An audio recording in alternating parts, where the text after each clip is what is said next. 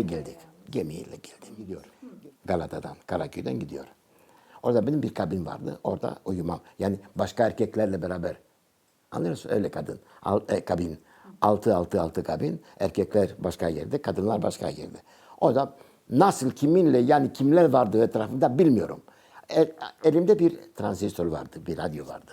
Duyuyordum. Ve tabii bütün gece seyahat, sabah burada Sunyan'daymış idik. Sunyan sabah saat 7'de çıkıyorum dışarı. Görüyorum şeyler var. Sunyan'ın Poseidon tanrının şeyi. Temple. Temple. Tapınağı. Vay be. Bak şimdi. Vay be dedim. Fotoğrafta görüyordum. Şimdi hakikisi yani yanımdan öyle. Köşede yani o yarımada değil mi? Oradan öyle dönüyordu. Buraya gelsin diye gemi. Açtım radyoyu. Bir dinliyorum. Çok temiz bir müzik. Yunan müziği. Biz Yunan müziğini orada temiz duymuyorduk. Yani bu radyo, oradaki radyo. O zamanki radyo orada. İstersin sonra alırsın. Orada. O radyonun başında annem ve komşu dinliyorlardı. Yunan radyo, Yunan haberleri dinliyorlar. Öyle şeyler ya, parazitler vardı. Onların içinde aman biraz öyle, biraz öyle, biraz öyle, biraz temiz duyalım öyle yapıyorlardı. Ben burada yani radyomu açtım. Oo temiz müzik. Ne güzel müzik bu. Bak şimdi dedim. Sahilde bazı evler, çok küçücük bir evler. Bazı arabalara geçiyor. Bugünkü değildi gibi. O zaman 64'te bunlar köy. Köy de değil. Hiçbir şey yoktu. Anavissos'tan sonra Sunyon'a kadar hiçbir şey yoktu. Bir ev bile yoktu. Evet. Neyse geliyoruz Pire'ye. Pire'ye valizimle beraber çıkıyorum. Orada babam gelmedi çünkü babamın dükkanı vardı dedik ya. Teyzem geldi. Yani babamın kardeşinin nasıl derler ona şimdi. Akrabalığı yine unutuyorum ben. Teyzem. Geldi. Maki diyor bağırıyor. O geldi. Gel burada.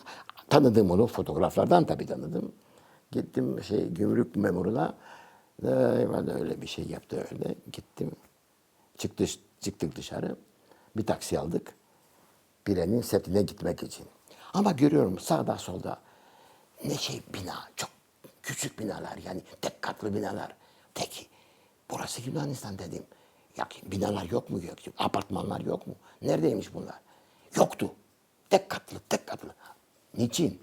Çünkü kaldığımız bölge eski İzmir'den gelmiş neymiş? Göçmenler. Anladın mı?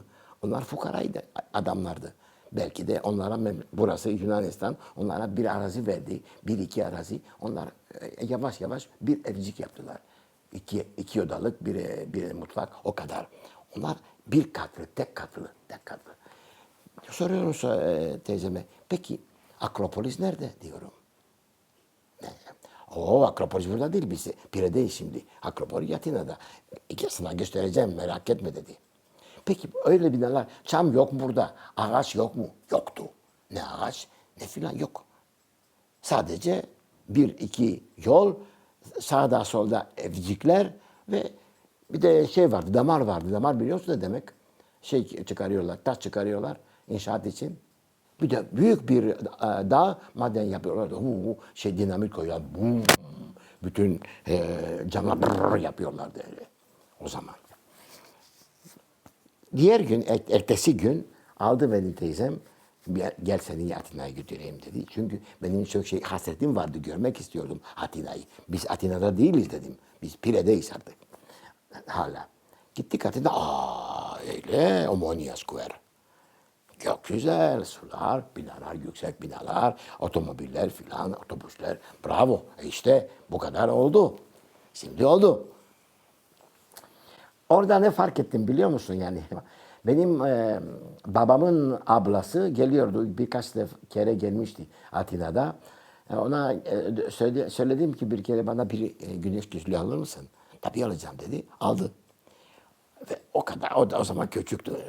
Taktım gözlerimi. Ay. Bu İstanbul'daydı. İstanbul'dayken Yunanistan'dan gelmiş gözlükler. Da ya ne güzel gözlükler. Diğerleri arkadaşlar ne güzel gözlükler. Ha, bunlar güzel. Atina'dan gelmiş. Atina'dan çok pahalı. Gördüm ben bir şey var ya, köşkler var ya Atina'da. Bir de ne fark ediyorum? Aynı gözlükler orada. Bu gözlükleri 5 euro yani o kadar vermiş. Kadın bana hediye getirdi.